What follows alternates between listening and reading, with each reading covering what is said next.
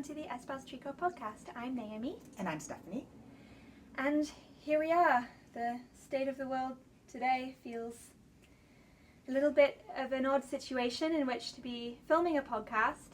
As I know many of you who are makers and creators share, I read a really wonderful post recently that many of you also may have seen. It got a lot of traction from Hunter Hammerson, a great designer, who really put into words brilliantly the mess of thoughts that have been going around my head and that of our team as we chat about various parts of our business and making these days. And I'll link to it below because I don't want to paraphrase what's really a very carefully and beautifully written caption. But I wanted to mention that as something that really brought my thoughts together around how we can still operate as a business when crisis upon crisis is happening in the world out there. Yeah, it's definitely like it's a heavy time, and we're balancing sort of excitement about Knit City Montreal coming up, an event that was canceled 2 years ago that we've been eagerly looking forward to, at the same time as watching a lot of what's happening in the world affect the people closest to us and members of our team. So it's been really up and down. Mm-hmm. Mm-hmm. But you were telling me something from that you heard from Stephanie Pearl McPhee, another great mind, wonderful with words. Yeah, years ago I was lucky enough to interview Stephanie Pearl McPhee, who you may know as the Yarn Harlot, and she was talking about her very successful fundraising campaigns for Doctors Without Borders, and she said something that I've never forgotten, which is that knitters intrinsically understand the power of cumulative action, that doing one small thing over and over again can lead up to something great. And whenever I have felt sort of like, well, what can I do about such big problems, I think back to that. And no surprise, we've noticed so many of the people in our community who are doing those actions that cumulatively are going to build up to something. And we were really lucky that a designer reached out to us about a project that we're really excited to get behind.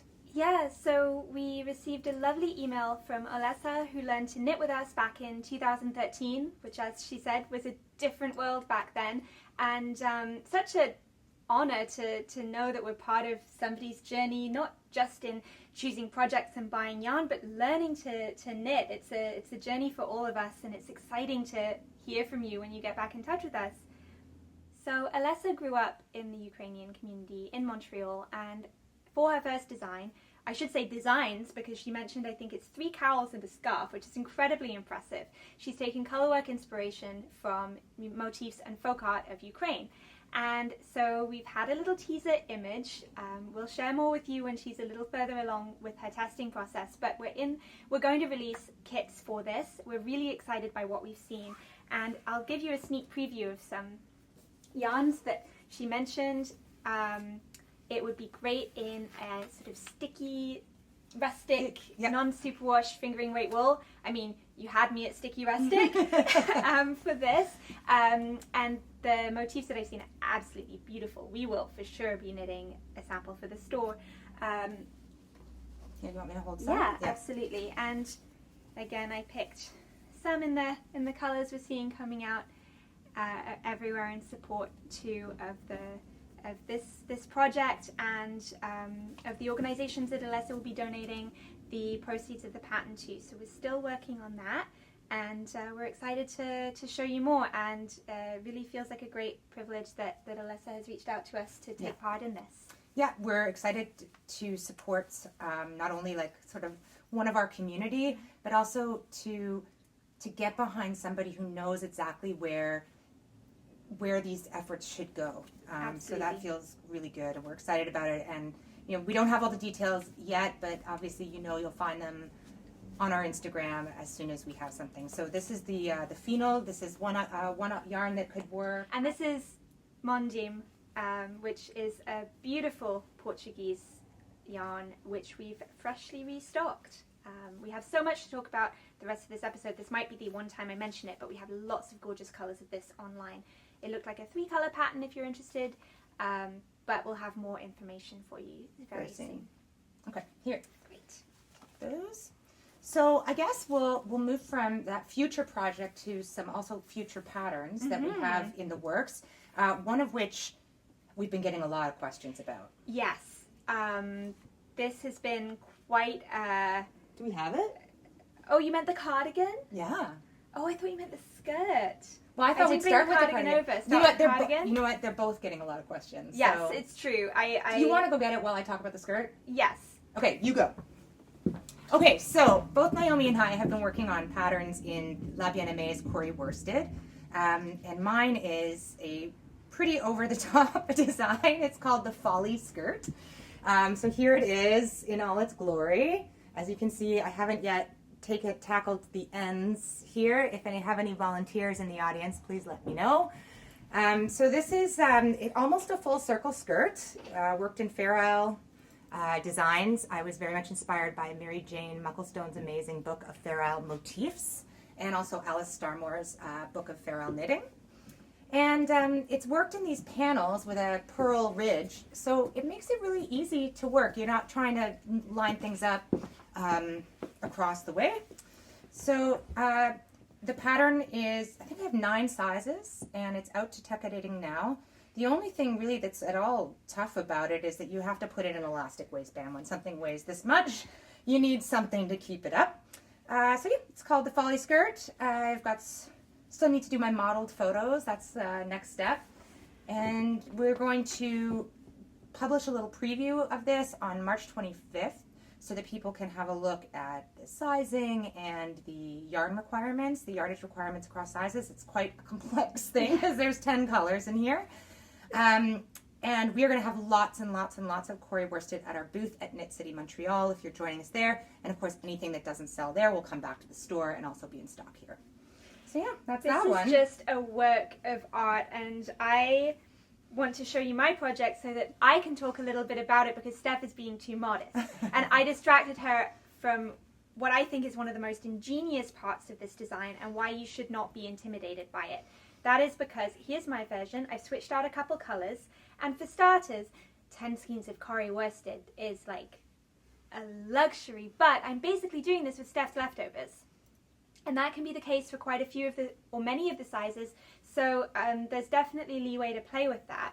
And so here's my version. I've switched out a couple. It's not going to be exactly the same, and I'm going to make it shorter and maybe switch out the color placement, so I'll keep you all up to date on how I do that.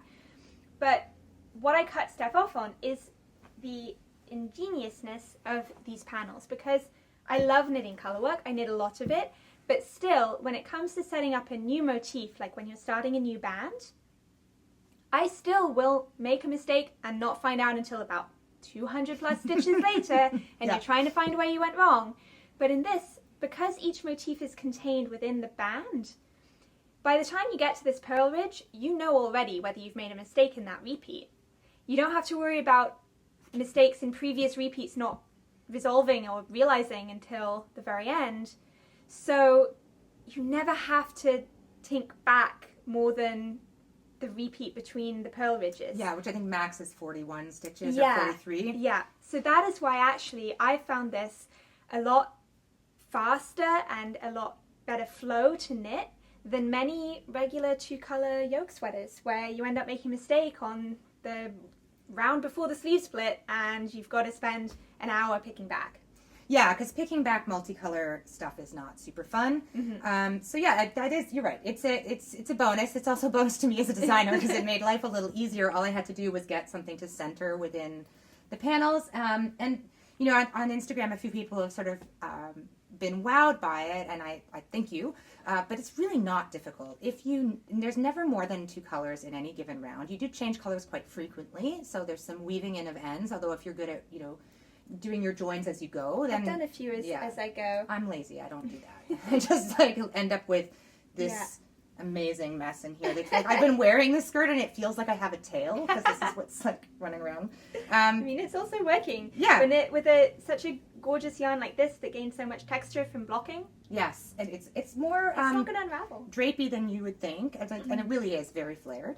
I'll get some model shots soon so that you can check that out. And of course, I'll have it with me at Knit City. And it's wearing it. 22 stitch gauge. Yeah, so that's fast. Yeah. I mean, it's a commitment. It's a lot of knitting. But then, a lot of sweaters are this big as well, especially if you knit with a lot of these. You're knitting large sizes. It's really just about commitment. So there you go. That is the Folly Skirt. It will be out very soon. And I just have mine all in my fantastic Go Anywhere Superior Labor Hello Shallow Tote. This one is called. Because at this point, I need it with all the yarns it's holding, but I definitely have room for the growing project. Tons of pockets, and I love the wire. Can just easily close it or open it. So it's fantastic for your big projects that stay at home by the couch. Yeah. So, on to the other much, much awaited pattern that we get tons of questions about.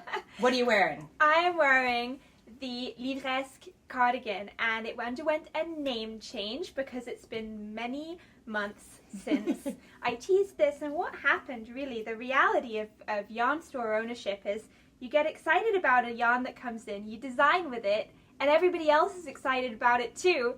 And by the time your design is ready, you don't have any more yarn. So that's really sort of what happened in this scenario. And when we knew that we were going to be receiving so much beautiful Corrie worsted for Knit City, and Steph's skirt was coming along so beautifully, it just sort of made sense to release it when you could all share in the yarn options that are fully available. Yeah, because people do, let us know when we release a pattern and we don't have the yarn. They're not super happy about that. Well, it kind of makes sense. I get it when you want to use the yarn that the pattern recommends, because then it gives you a more reliable idea of what the drape is going to look like. And and the colors. And we're always so happy to chat about substitutions for any pattern, but it's also nice when you release something and everybody is so keen on it and has such lovely feedback that you can offer them the way of making it exactly the same. And so with the name change, it was simply that in that time lapse, another pattern was released with the Bookshop Cardi, which is cute. It's really cute. So if you search Bookshop Cardigan on Ravelry, you will find another really adorable cardigan, and definitely a situation of great minds thinking alike, completely apart, because I think it came out maybe like a week after, barely a week after, and I don't know if we'd even called this the Bookshop Cardigan. Oh yes, no, we had. Okay, we had. But livresque in French basically means bookish, so it's perfect. Knowledge that you obtain from reading a book. Yeah. So, a quick overview of what it actually is. It is a top-down yoke cardigan. I made it long in the body, but there's definitely lots of options for doing a cropped version, shorter, all sorts of things, shaping, shorter sleeves, add waist shaping, make it A-line. It's a really basic top-down structure, like many of our patterns, and I'm actually thinking of playing with it in some other yarn combinations. But to stay focused, I use the Corrie worsted in Avoine. Rust is the orange colour, Dawn is the pink colour, and the Shire is the green. And I put on, you may remember from when I showed it before, these adorable little bumblebee buttons, and we have some of them too from Katrinkles. But it would work with any sort of button, but I think I like the wood look. No, it's totally cool. Cottagecore rustic vibe. It looks great. And it's funny, I was wearing this around the store the other day, and it's crazy how totally different it looks on me. Mm-hmm. And we ended up having this chat about sort of personal style and how it just it comes out of your pores. It doesn't matter, what you put on. You are you. Yeah, this turned into a Steph outfit. She was wearing it with a crisp white collared shirt and these fabulous jeans and heels, and it was looking so stylish. Rock and roll. Totally. Whereas on me, it looks like I'm off to Narnia, which is awesome. I always want to be off to Narnia. That is basically my style. I would like to go to Narnia too, but I just wouldn't fit in there. They'd be like, "You definitely came from the wardrobe." Anyway, so those are both patterns that are coming very soon. So March 25th, you'll see teasers that give you all the yarn amounts. If you are coming to visit us at Knit City Montreal, we will have lots of yarn and we'll have printed copies of the pattern, and they'll get released on the 1st of April. So, well, hang on. In a nutshell, what is Knit City Montreal? Oh, in case you haven't, in case you haven't been following necessarily or catching all of our Instagram posts. I know how the algorithm is these days. And if you're not in Montreal, you may, or even Canada, you may not have heard of this, but we are very excited for our first in-person festival for a while now, run by Knit Social, who've been doing great festivals out in Vancouver for a while now. And it'll be a marketplace, classes, and fully in person, although do give them a follow because they do have some great online stuff going on too, and I imagine they might be continuing that. They've done some Knit City virtuals quite recently. Really fun way to discover a bunch of new dyers and artisans and teachers. So we're really happy to be taking part. We'll link their Instagrams down below if you'd like some information or want to plan your visit. Yeah. April 1st through 3rd in downtown Montreal. So let's move on to some new store samples. Yes. We have quite a bit to show you, so we might... Oh, I was going to say, is it time for a click? Oh, I was just meant like we go fast. I'm not going to change this time. I love this too much. Okay, well, let's talk about that first then. Okay, so this is a new store sample. This is the warm-up sweater by the fabulous Naomi Endicott. And we originally had this in the Drops Air, and it was just a really simple sort of sweatshirty pattern. And then we were like, well, what if we did another one? And we sort of... Snefnug. Yeah, and we sort of... by committee, got onto this stripe thing. So, of course, I love it because I had a little bit of input to it. Well, yeah, it was exactly the sort of thing where we toss ideas around in the office. And I was thinking, do I want a Breton stripe? Not fully. And so we sort of started playing with this balance of stripes. And I love how versatile stripes are and how easy they are to customize in any of your own knits. That's basically what I did with this one. I took an existing pattern, had a look around for some design inspiration for what I wanted from a striped sweater, and this was the result. Yeah, and it's fantastic. I love it. I think I'm going to steal it. It's super comfy. It's very much my style. So how is the Snefnug feeling compared to the Air? Do you notice a difference between the two? I do. I would say that this feels like it has a little bit more body, like it's gonna hold up maybe a bit better than Drops Air. Drops Air is so soft that you kind of feel like it's almost buttery, it's gonna melt, and there's a feeling with the Snefnug that there's a little bit more oomph underneath it. But I mean, very similar for sure. I understand, and what I realized with this is that they can effectively be used interchangeably. Camarose Snefnug is a very similar construction to Drops Air, but it uses cotton as a tube to hold the fibers instead of acrylic. So you have, as you say, a little bit more body, a bit of structure to it, whereas the Drops Air has more, perhaps more drape and more floppiness. Yeah, which is often what you're looking for, and what I took advantage of in designing this warm-up sweater originally. Okay, and I think we did do some kits for these. Yes, in maritime-themed names. The names are so good. So what is this one? I like a good theme. This is Ahoy Me Hearties. Which is this one, the original. And then, very on topic for TikTok about 2 years ago, this one is called Sea Shanty. So good to knit yourself a sweater. Was that 2 years ago already? Probably very, very early pandemic. Yeah. Anyway, yeah, I'll get it stuck in my head if we keep talking about it. And this one with the pinks is called Starboard Bow. So it's got a light and a darker pink and a nice gray. You can get a better look at the colors on our website. They're all fantastic. So there's enough yarn in these to knit at least sizes 1 to 4, and you'd have plenty of yarn from the contrast colors for any size. We can help with adding more yarn for the body if you decide you need that. Would you like to hear a pirate joke? It's one of my favorite jokes. Okay. What is a pirate's favorite letter of the alphabet? I feel like I'm walking into this one, but R. Actually, I prefer the C. It's good, right? That's good. Yeah. I heard that one from my friend Jill Barber on stage, no less. I was like, wow, that's a move. That is a power move. So not from your 6-year-old daughter? No, from a full-grown adult. And it was amazing.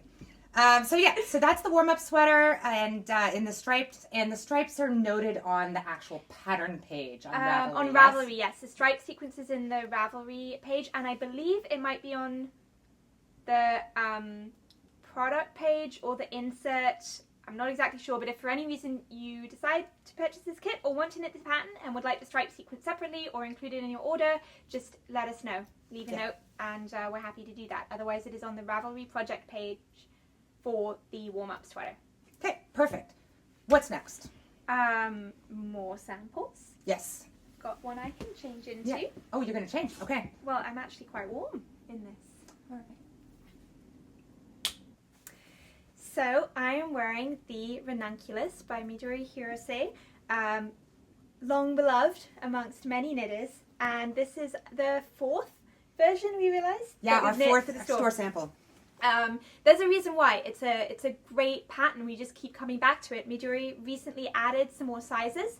Originally, I believe it was one size only, and since then has been expanded. So there's it really does have an impressive size range for all sorts of fits. I'm wearing the smallest one, and it still has a little bit of ease, which is nice for such a wide yoke and a drapey pattern. And this is in the Noro Madara, which is a worsted, heavy worsted weight yarn from Noro, blend of wool and alpaca and silk. And I've just got to get closer so you can see what's going on in this yarn. It is absolutely beautiful. It's amazing. Here, I'm going to hold up the actual skein too so you can see Yeah, the flex of it. Really brings out the stitch definition beautifully. And this was knit for us by Amma, who used to work for us and still stays involved as a very efficient test knitter. I think she got this done for us in about 4 or 5 days.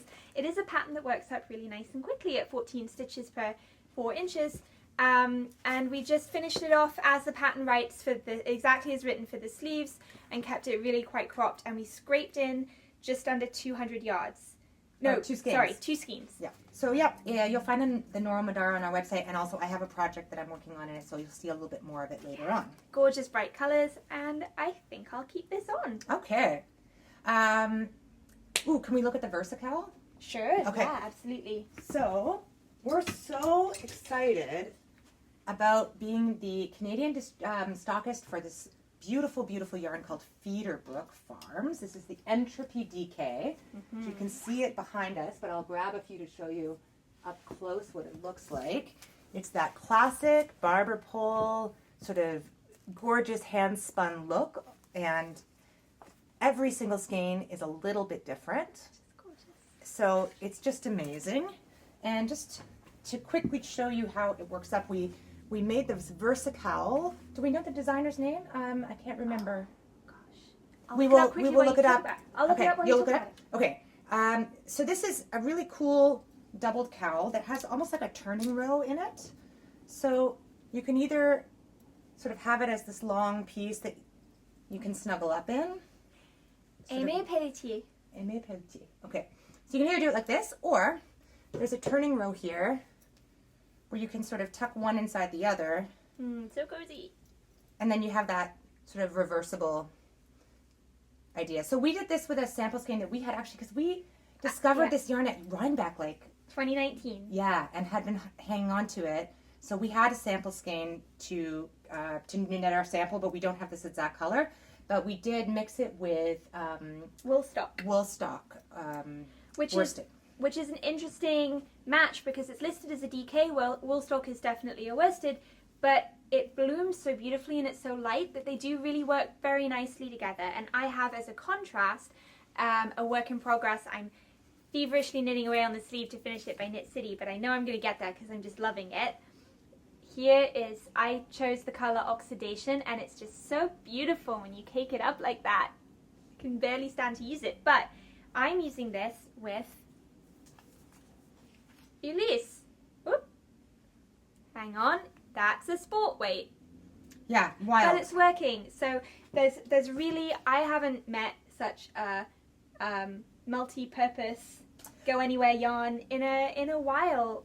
What else have we used it with? Mona's using it with Ulisse.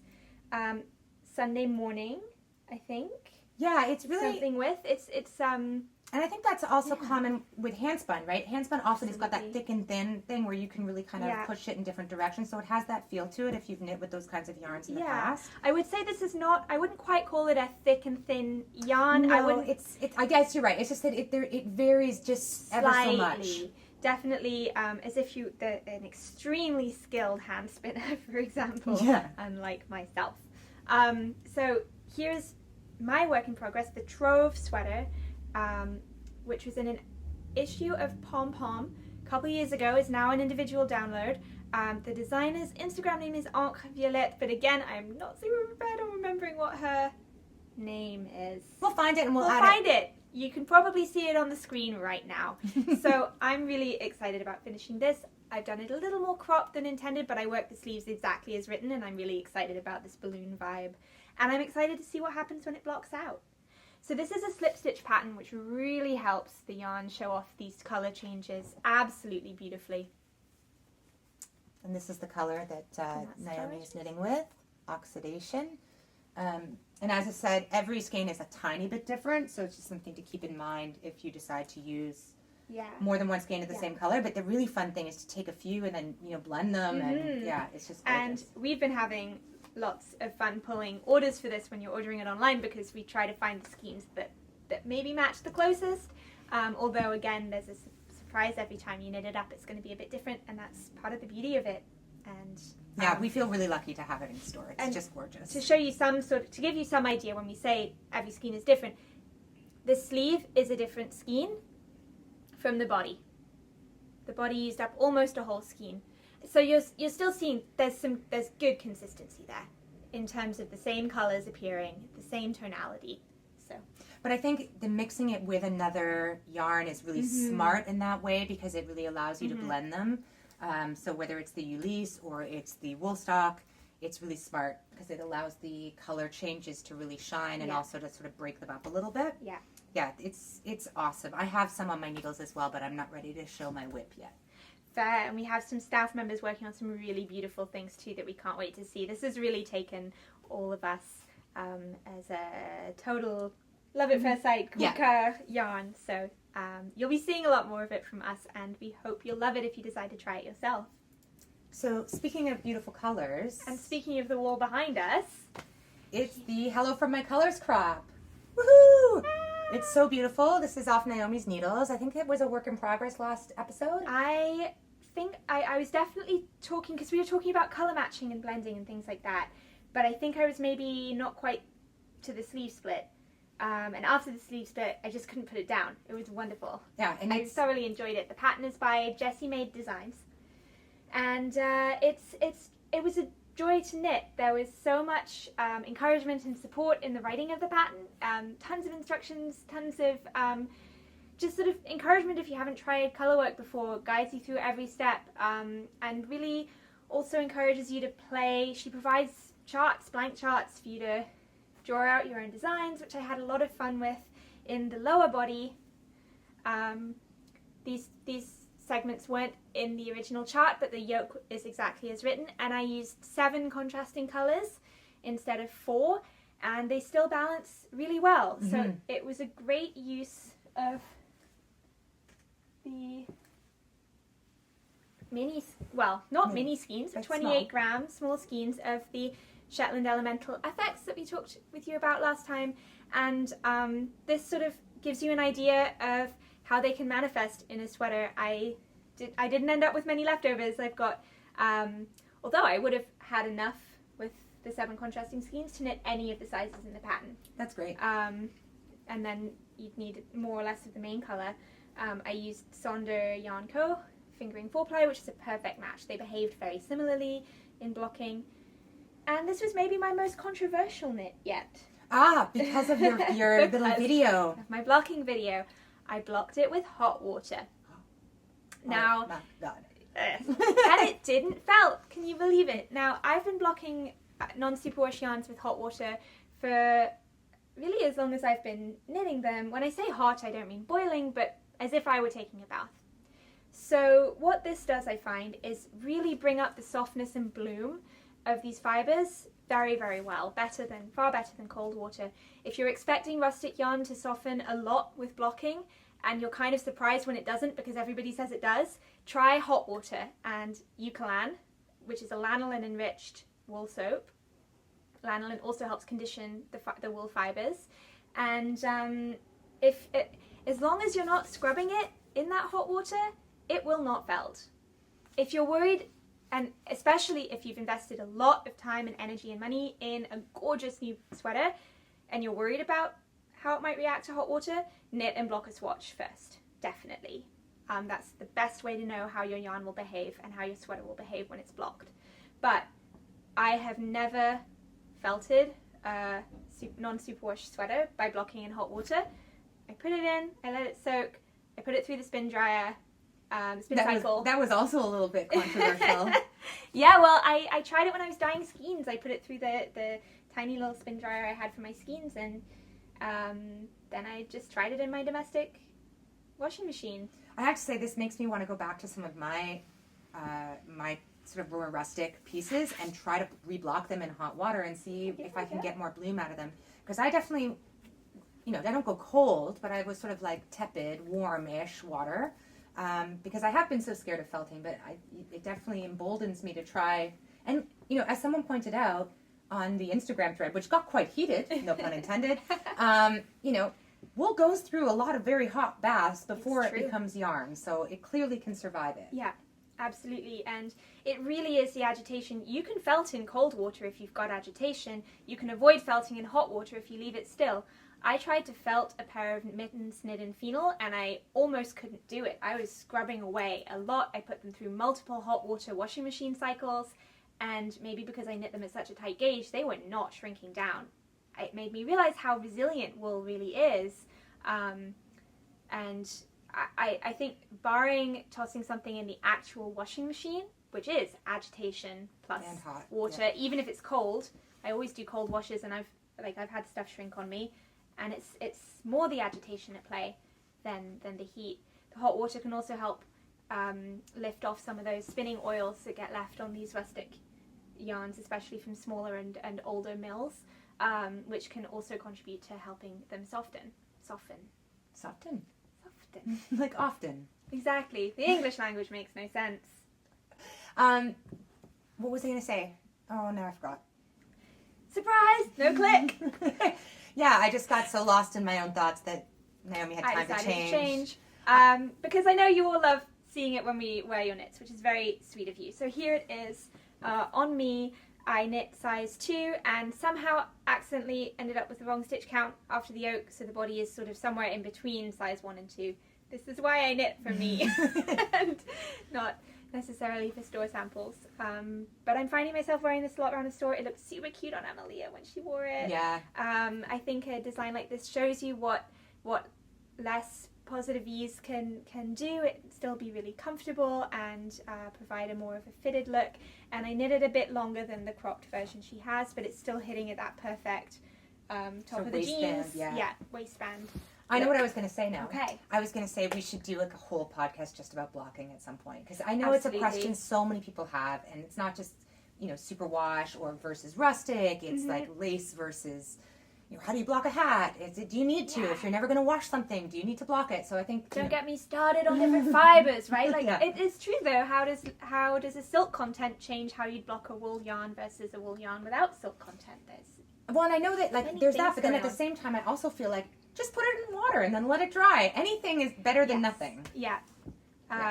Anyway, we'll do that another time. Yeah. One day we should. Yes. Let's not stay on that topic because I feel like that would take up all the rest of our time. Yes. Let's move on to our last 2 new store samples, which are both designs by me. Hey. And Okay. Which that's one the nice thing about being in charge. You're like, knit that, knit this. Let's start with the Syrinx. Sure, I can hold it up. You can talk about it. I love this one. This is very typical of me in terms of design, where I was like, I have a weird idea. Let me see if it'll work. So this design actually increases the needle size and therefore the gauge to build out the yoke. It has some increases in it, but not very many. And so it starts with just a lace mohair, like a mohair, silk mohair. In this case, we used Knitting for Olive, soft silk mohair with the Knitting for Olive merino. So then you join in your fingering, and you slowly get to larger and larger needles until you get to your full gauge. And I just find this so delicate and absolutely as simple as a sweater could get. Like 1 to 2 increased rounds. Yeah, and I think for the cuff, I sort of went in the opposite direction. And, there's a little bit of mohair at the end. Of course, you can change that if you want.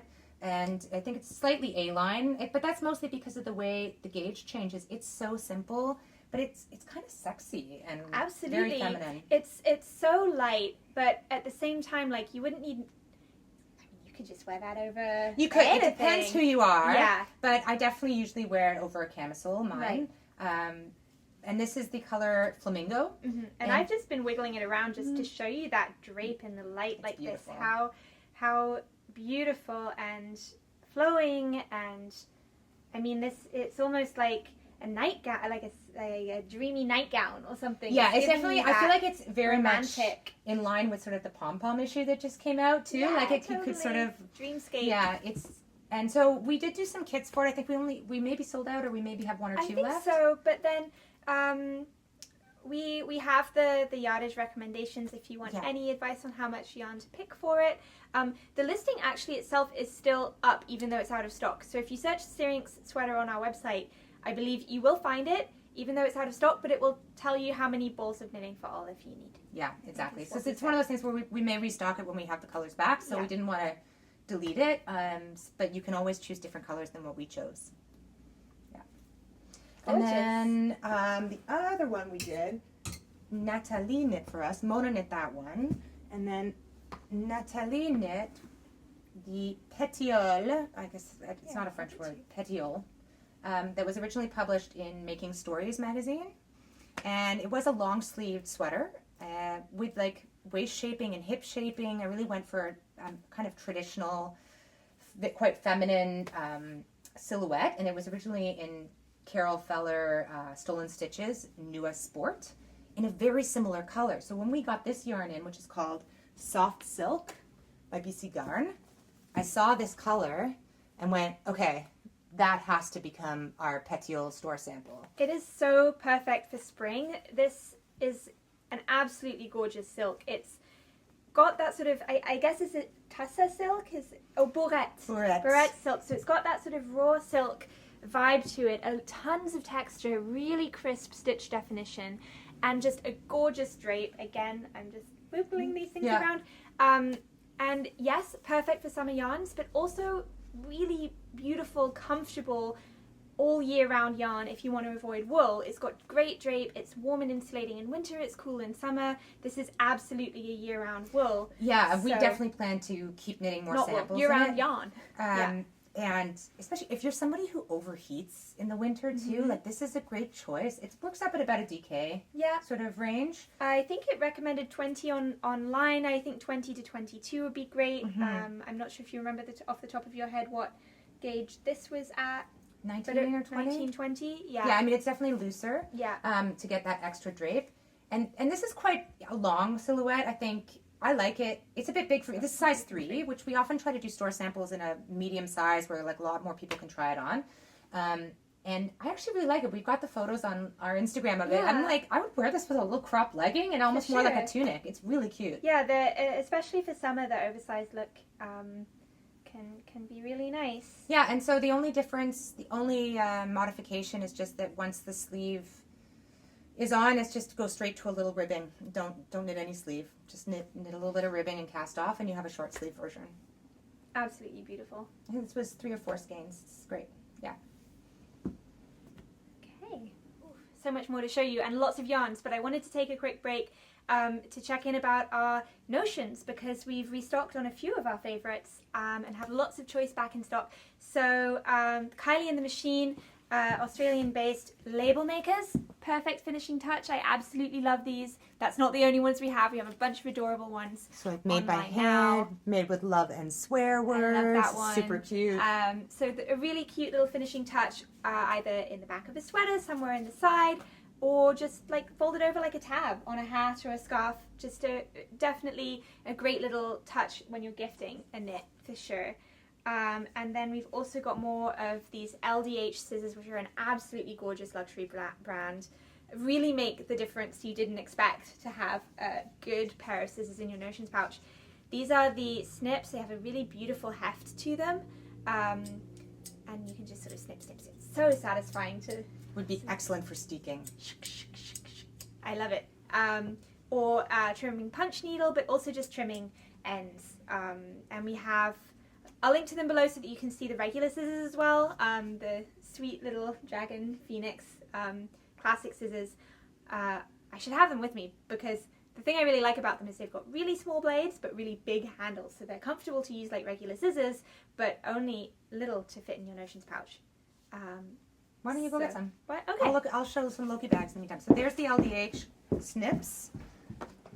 And we also restocked our Loki bags, which are just awesome, reusable, fold away, stick them in your purse bags. We carry them all the time, and then we always get sort of the hot new designs when they come through. I love that one. Yeah, I love this. This is very neat. These are great to just have in your bag for anything. I often use them to carry all the project bags that I need to bring everywhere. Yeah. So yeah, they fold away in here perfectly, nice handles.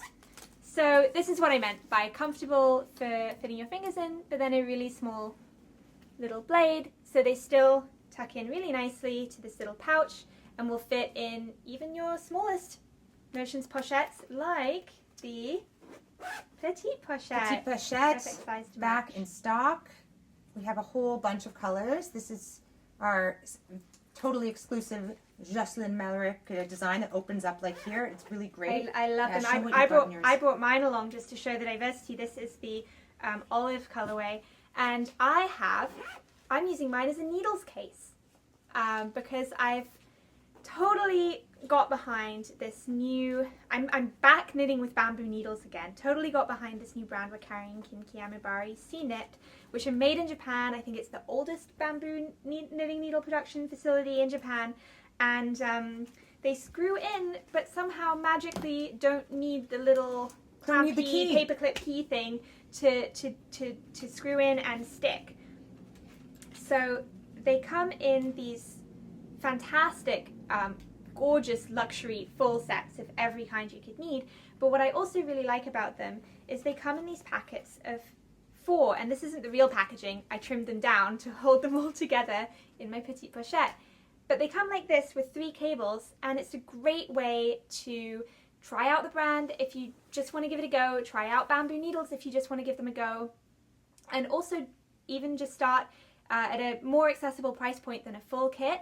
Start building out the kit based on what you think you might need. So yeah, they come in different gauge sort of groups. So there's the smallest, which is more for people who are knitting quite small gauges with lots of fingering weight. So this is 2.5 to 3.25 for millimeters. Millimeters. US 1.5 to US 3. And then there's also the next set is US 4, 3.5 up to US 6, 5. So these take a different cable size, but they also come, that is all you need to knit a sweater right there instead of buying several different. Yeah, because you're going to do your ribbing in a sizes. smaller size and you can just move up. So I love them. And also, as an enthusiast of interchangeable needles, I have like 4 or 5 different kits.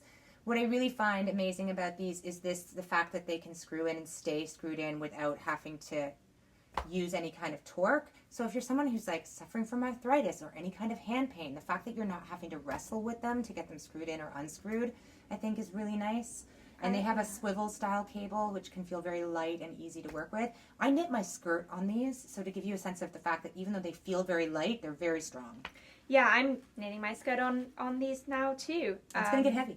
Yeah, I bet. And I'm just enjoying, I switched over to metal needles for a while. I just happened to pick up a couple metal kits, and those were the needles I had to hand. But I'm back on these bamboo ones. They are so smooth. They feel nice. So light. And there's a time and a place for every kind of needle, I think, and every different material. And I was always very much a metal person until I got into those. Yeah, totally metal.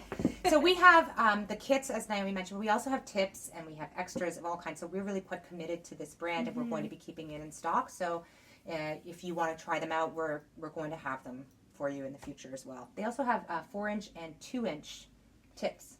Yes, and 5-inch. Yeah, so 5, 4, 2. And yeah, so basically if you've always wanted to try the Chiaogu Twist shorties but aren't into metal or don't want to get into the full set of those, these are a great alternative. Yeah, they're really neat. To test if that very small and much smaller needle format is comfortable for you for sleeves or socks. One last sort of like notion-y thing before we move on to yarn. I wanted to mention that we still have a few copies of this fabulous book, Knitting for Radical Self-Care in stock by Brandy Shea and Harper. This was a great read. It's a great book. It has beautiful patterns, but I will say one of the things that it floors me is the quality and thoroughness of the sort of instruction section of this book. So you can see, I won't say it too long because I don't want anyone cheating, but there's just gorgeous, really clear photography, really clear step 1, step 2 attached to which photograph, descriptions, all the way up to like knitting brioche. You know, it's really, this is the kind of thing that having this in your library, you're going to be able to go back to this over and over again as you're learning new techniques, as you're adding, you know, mittens or sweater knitting into your... Whenever anyone says, can you show me how to do that, or can you teach me? Oh, yeah. This is because it's hard to teach other is. people. So this would be great for somebody who's trying to teach someone else, but also if you're somebody who's starting out and looking for great resources, this book's fantastic. You can have a look on the website and also and find some of the patterns, but really it's the technique section that just blew my mind. And it's a fantastic mission, because part of being confident in knitting and getting to the point where it does feel like self-care for you is being able to knit comfortably and independently. And we see that a lot of people take up knitting with good reason because they've been told it will be relaxing. And ultimately the learning process isn't always relaxing because it challenges us and we come up against new things, and dealing with that frustration can be something we didn't expect from, it's such a relaxing hobby. So to have a book that's focusing on, with some really beautiful essays on how you can use crafting, making, and the philosophy of using our hands to bring product and creativity and relaxation into our lives, to have it also acknowledge that a really solid learning base is part of that, is, I think, part of the radical message of that book. Yeah, it's great. It's really cool. Yeah. So that's the book. I had one more book though. Yeah. On a tangent, we've received the beautiful first edition of Mowry mag, which is absolutely the high quality, incredible production value, gorgeous photography that we've come to love and expect from Pom Pom, Lynette, Amirisu. This is absolutely an industry class crochet magazine, fully dedicated to crochet, and so worth it for seasoned crocheters or people looking to get into it. It has charts, it has written instructions, it has patterns at all skill levels, and great photography. Gorgeous photography, very much with a similar design sensibility and styling and composition to those many beautiful of the indie magazines that knitters have been enjoying. Yeah. We have something now for crocheters, and that's so really exciting. It feels really special to see this, and we're excited for the issue 2 already in production for spring and summer, which if you're interested, do let us know. We'll take your name down, but we're not expecting to receive it for a little while yet. Yeah. But if you want to get started on this one, it's a beautiful edition as well. And the full listing will be down below linked. I believe it has at least 10 patterns. It's a comprehensive design book. So yeah, it's gorgeous. Yeah. You know what we forgot when we were talking about 12 patterns, I think. 12 patterns. Okay. Oh, sorry. When we were talking about this, we forgot about the other one. We forgot about the other one. It's like a little, it's a little set. The little sibling. So The big sibling. You're probably all super familiar with the Petite Pochette. And here is the Grande Pochette, which is what it sounds like, the large pouch. Same gorgeous construction, gorgeous fabrics. Jocelyn, who makes our Petite Pochette, came up with this design based on some ideas Steph had, basically thinking, what is our ideal project bag? There's never the perfect project bag. We're always on the hunt, but this really contributes something that we haven't seen necessarily a huge amount elsewhere. It's a taller shape and really does sit, I mean, my knees are below the frame, but it does sit open on its own. You can fold it out like a basket, however you need, but it's also just sort of floppy and soft enough that you can stuff it in your other bag and go. Yeah, a big part of it was sort of figuring out what the ideal width was, and I really wanted something that would be easy to stuff in my other bags. Mm-hmm. And if something's too wide, you're kind of like trying to push it in. So that was a big part of sort of figuring out. It's also the perfect size across the bottom for your Petite Pochette to sit in the bottom. So there was lots of thinking. Yeah. So this was this is the brick colorway that I took home, and this is after lots and lots of use. So you get that really nice patina that linen gets when it gets all crinkly and well loved. Yeah. To show you how they will Beautiful. wear. So this is, I've probably been using this religiously for now like 6 weeks. Yeah. That's my so favorite. so that wearing in, it does happen quite quickly, but you sort of want that. It's the beauty of linen. And they comfortably fit foreskin. Yeah, I would Be say the foreskin project. shawls. Shawls, the Small beginnings sweater. of sweaters. I have a sweater started in here that I'm working on, which I will talk about later because I don't know if we we're on have trips. Yeah, we But have two more. just to give you an things idea of what it fits. We have 2 or 3 yarns to talk about in our. And they have a little clip, so you can clip the petite pochette on the Yeah, side yeah. if you want. Here. You must clip Keep it. them together. I knew that D-ring would come in handy. So there you go. You can keep them together in your handbag, in your day bag, in your weekend bag, whatever. Yeah, we're at knit night because We're we can at have knit knit nights again, Eee! which hopefully So we're going to do exciting. soon. Stay tuned. So, with all of the notions and accessories done, I thought we finished up with the yarns. Yes. So these have been in stock for a little bit, but we're still super excited about them. This is the, you got to say it because Mona's going to yell at me however I say it. But Zauberball? Zauberball. Zauberball. Schoppelwolle. Schoppelwolle. So it's a German brand, so we're glad to have Mona to help us with that. So this is the classic long color change yarns that we've seen. We have a gorgeous sample that I can show. I'll grab it from You behind got it? So this is kind of into a sport weight. And then, Yeah, DK to sport on that one, I believe. yeah, so this is sort of the classic. So you could use it for something like the junction sweater. This is the sample we have right here. Andrea Mowry design in Biche and Bouche and a long striping sock yarn. Unique, but I think this would be absolutely perfect for it. But this one, sock yarn. Oh yeah, This so one. this is the sport, Yeah. and then this is more of a fingering. This is it can be a sock yarn, but you can also use it in shawls. You could use it in all kinds of stuff, and it's just wild the colors. I have a Here, I'll few let more you to grab the show. other. I'll hold that.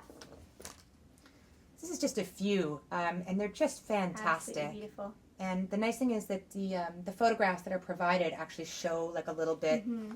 and even on the label, it has sort of tells you how it's going to behave. So these are 100 grams, and this is a true sock yarn, 420 meters, 437 yards, and it is 25% wool, machine washable. Nylon. No, machine 75. Sorry, did I You say said 25, yeah. 75% machine washable wool and 25% nylon. So it was, I think, at heart a sock yarn, and But it's knitters decided to do other of course things. you can do anything with it, but it will make gorgeous stripy socks too. Yeah. So that's those, and finally, sort of our guest host on the podcast, this beautiful hot pink skein it's been stealing focus from us, I assume, the entire show. Absolutely gorgeous.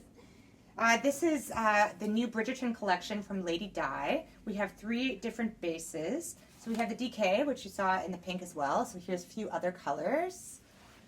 And we've got a single ply merino, classic shawl and everything yarn, and this gorgeous fluffy suri.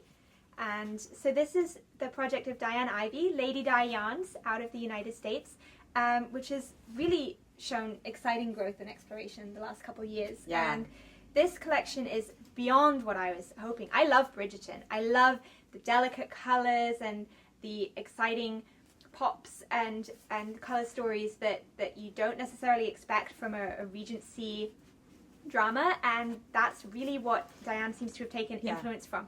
You would not expect that from like Pride and Prejudice, but it gets the flavor of it, right? It's like the attitude of Bridgerton more than the actual colors of Bridgerton. So I think that's what's really cool about this. It's an interpretation of an interpretation, you know? Absolutely, and it's extremely successful. We just grabbed random ones and look at them all going together and bringing out the best in each other. So if you need a pop of gorgeous hand-dyed color in your life, this is the yarn to browse. And we're just still thinking up all sorts of projects. So versatile, single ply merino, DK, and fuzzy stranding yarn. Super fun. This is so up my alley to have this bright, like fresh intensity of color. And I'm always excited when we can add to our hand dyes and add a palette that hasn't been there. So I think this really, for the lovers of intense color, I'm thinking of our friend Wendy. She would like these. This is a great series for you to look at. Yeah. And at the same time, here I am holding colors that, even though I don't always go for the super brights, are just like perfectly me. If I had a striped alternating shawl in this over this top. I love combining indie dyed and superwash and bright yarns with my sort of more everyday classic calmer rustics. It's a great way to mix and match. Yeah, and we're textures going styles. to have some of this with us at Knit City as well. If any's left, we'll be bringing it with us. Wonderful. And finally, let's end with our whips. Yeah, absolutely. I'm so excited to show my whip. Yeah. Whip that whip. Whip it. So, this is the Gigi cardigan by Knititude. I will link it. I was like, Knititude. Chantal is the name of the designer. And this is a worsted weight cozy shawl collar cardigan, top down. And, you know, is this the time to cast on a worsted weight cardigan? It is. I say yes. We had snow yesterday, so I don't feel guilty about it at all. You're wearing the warm-up sweater. I know. And that took me about 2 weeks to knit. It could also be the time to cast on a warm-up sweater because there is the time for this. Well, and also, especially with a cardigan, you know, I'll be wearing this as outerwear when we move into spring. This will be what I'll throw on as instead of a jacket. Yeah. And you love, you and your family go on camping holidays too, right? Or like cottage holidays. Yes, It's cottage. I don't know if perfect I'd bring this camping. I'd be terrified that something terrible would happen to it. Fair. Because it's so beautiful. So this is But the... just those, you know, cozy, chill nights in summer in the woods. So this is that Noro Madara again that we showed earlier. So it's that wool silk with the... Yeah, so I couldn't choose between the pink and the red. I just loved them both. And it is a very pinky red. So I got the idea that I would try my hand at intarsia. So, theoretically, I know how to do it. And I've even done some swatches and even some design sort of proposals with it. But I've never actually knit a garment or much beyond a swatch with intarsia in it.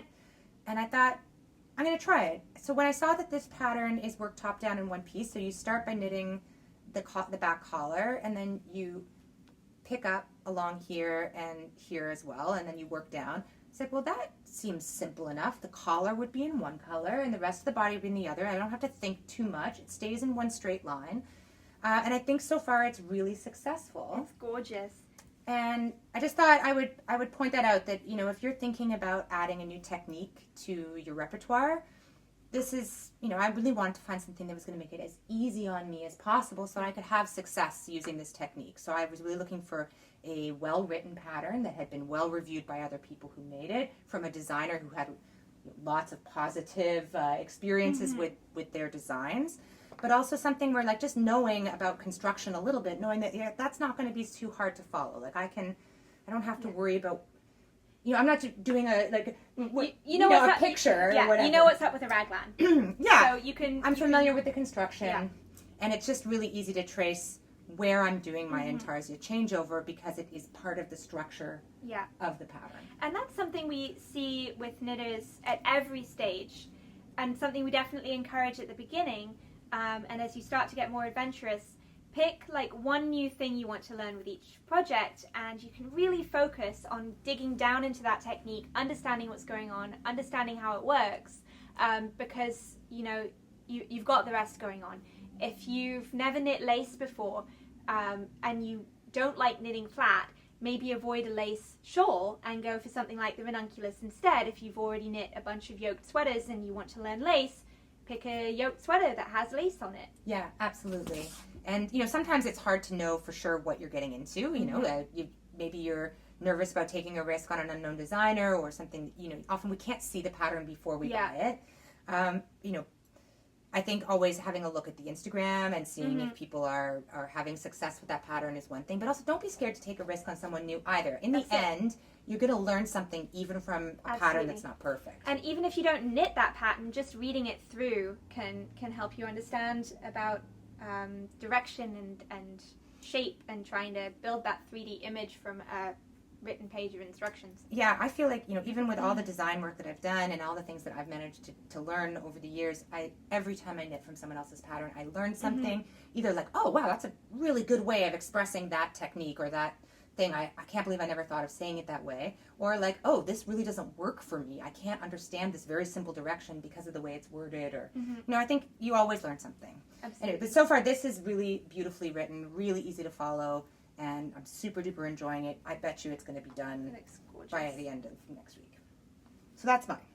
Well, yeah, you're lucky. You've just got the one thing that you're plowing through on. Yeah, right? yeah. The Yeah. skirt was like my big project, so I'm trying to go easy on myself right now. Well, I am also chugging away on the skirt. I absolutely love it, but I don't think it's going to be finished in time for Knit City. So it's sort of been on the back burner the last couple of days because I really want to get my Trove sweater finished, which I have also shown you. But in the midst of all that, I started posting about some summer yarns on Instagram and got thinking, summer yarns. That's relevant. It's not relevant. It is relevant, but not in Montreal right now. But having said that, I have had this yarn in my stash since a very special trip with a very special friend to Berlin, and it's always been waiting for the perfect project, and it is BioBalance. And by the time I came back from my time in Europe, I think we had it at the store, so it's the best time to use it. This is an absolutely gorgeous wool and cotton blend, 50-50. You can really feel like the best parts of both. It's got the softness of wool, the crispness of cotton. It won't be the height of summer garment, but I would love to have it ready for about May. And I'm knitting the Sanctuary by our very own Stephanie, which was also a pom-pom design. It was a pom-pom design 2 summers ago, I think. Yeah, and again, as Steph said, I mean, I didn't doubt the quality of the pattern, but when I was thinking about this yarn, I was like, what do I want to do with it?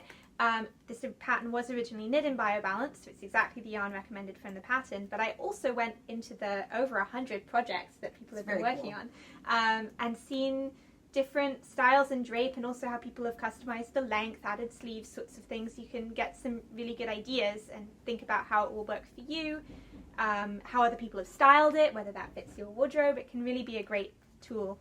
And what I'm also seeing is really useful hashtags on Instagram that way too, like try to find the project hashtag for something, because a lot of stuff is there, especially if you don't want to go through the Ravelry projects.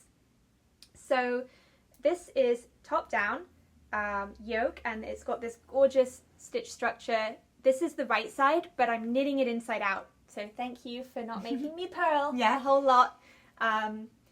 And yeah, it's just very much a one more row pattern. It is. It's because it's one of those patterns where each thing builds the shape. Yeah. So it feels like there's no end point to any of the repeats. You always feel like you want to go on to the next one. And that's really what led me to this pattern, because I have so much of this yarn. I bought a lot for it. I was just like, don't have much time. Don't know if I'll ever see this yarn again. I'll buy 6. So I have enough for my size for something a lot longer, like towards the tunic length.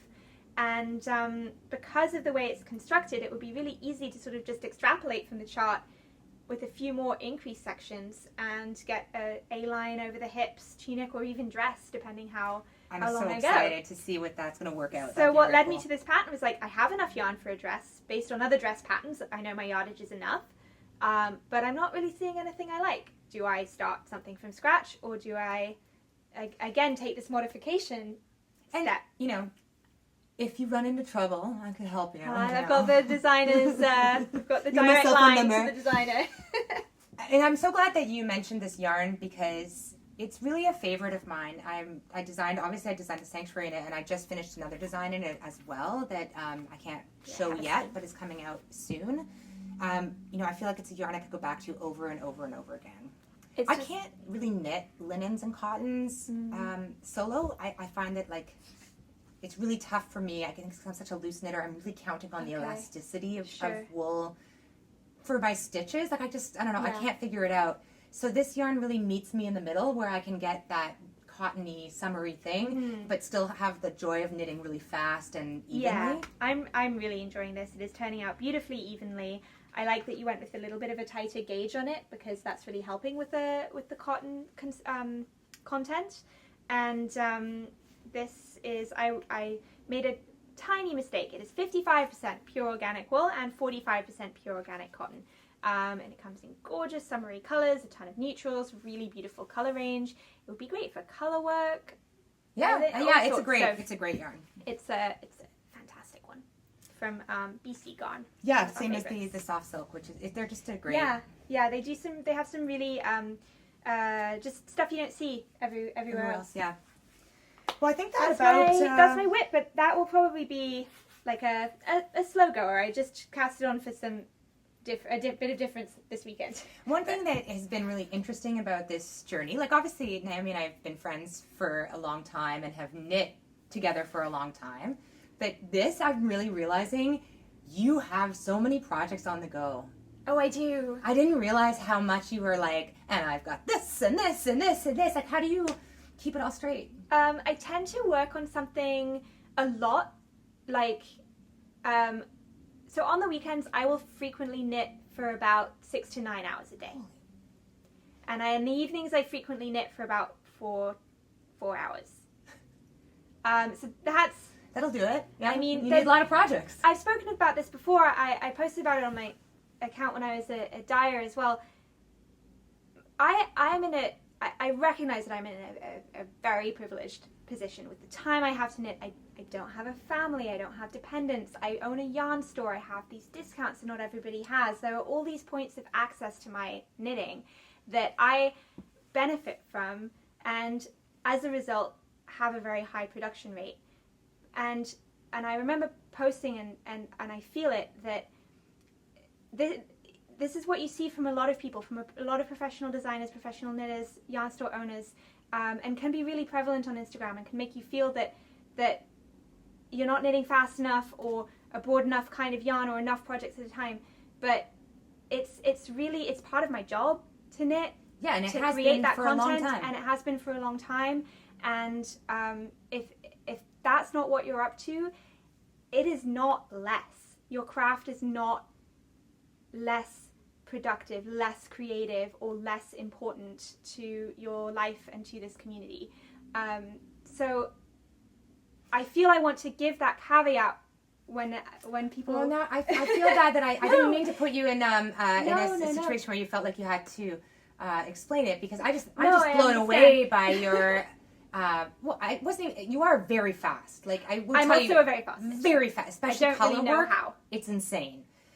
So that's part of it. But also, I think for me, it's that I have trouble. I can't keep track of that many projects. If I have too many on the go, I get into a paralysis. Right. And I feel like I'm neglecting something, or that I'm going to forget what I was doing. And I find for me, like, my max is 3. It's too. I have more than 3, and I feel like I'm not really knitting any of them.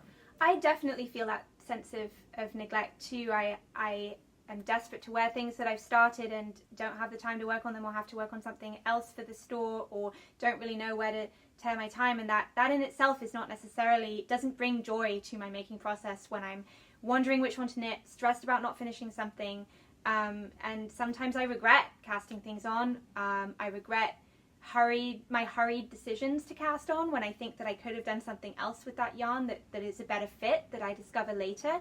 So there's definitely something that I'm working on to actually slow down and enjoy this slow craft movement, the process knitting. I have a tip for you. Yeah? Have a 7-year-old. That will slow you right down. No, yeah, I should say it, but I mean, definitely I don't have the same time I used to in the evenings to knit. But I'm also not someone like I can't look away from my knitting. I have to look at it. So when I'm doing that TV knit thing, I'm also like doing this the whole time. So there's a limit to what I can do. Yeah, I mean, when I realized how much time I knit, I realized that is drastically increased because of the pandemic, and not always in a healthy way. I find myself these days needing to make more effort to get up and do something, to get up and be active, to go and do something during the day, and I'm finding that hesitancy to avoid crowds, do I socialize, do I meet up with people? I'm so glad that is becoming more open and safer and more confident. Knock on the wood. Yeah, but again, there's that aspect that you might not see from a huge amount of productivity, is because I stopped seeing friends for years. I don't feel comfortable going to a gym. I'm not getting much physical exercise, and that's taking its toll. And so these are things that I'm working on to spend less time on knitting, to pursue. We're having this heavy conversation. I hope it's resonating with some people. I imagine I'm not it upset is. about any of this. No, I know, but I think you're right. It And, probably is resonating with a lot of people, and they're important conversations to have. Totally. Absolutely. Spending a lot of time fixating on one task might not be the best or most healthy thing, but it might also be a really welcome. outlet that gets you through, that chills you out, and so it's something that will be different for everybody. Some of the darker times of my life, I have spent every waking minute in bed knitting, and it's not always a good sign of positive mental health, but it can also be something that really helps you through. Well, I feel better at the end of the day than if I just stayed in bed watching TV and not knitting. Yeah, that's what I always feel is like on those evenings where I feel like I've sat in front of the TV for hours and, you know, I should have been doing something else, my laundry, you know, making lunches, whatever it is that's on my list and on my mind, is that at least I can look down in my lap and go, well, I did knit 4 inches on my sweater, or I got my sleeve done. You brought some beauty into the world and you worked on something that was on your to-do list. And just getting one thing actively done, even knitters understand cumulative action. Yep. If it's 5 stitches that you made today, you got those 5 stitches done. It's right? funny though, I mentioned that cumulative action thing to my husband. He's like, oh, is that like your theory on how you clean the bathroom? Rude. But But yeah. ow. Anyway, on that happier note, should we sign off? Let's wrap it up. Yeah. We went some places Yes, today. we did. Yeah. But Well, yeah, and I think like the reality is that these are the conversations that we have all the time. So we're having them here in front of a camera, and like you say, hopefully it resonates and hits home for other people too. Yeah. Well, on that note, we're going to sign off, and we hope that if you are in Montreal, we'll see you at Knit City, and if not, we will see you on the next episode of the podcast. bye, everybody. Happy knitting.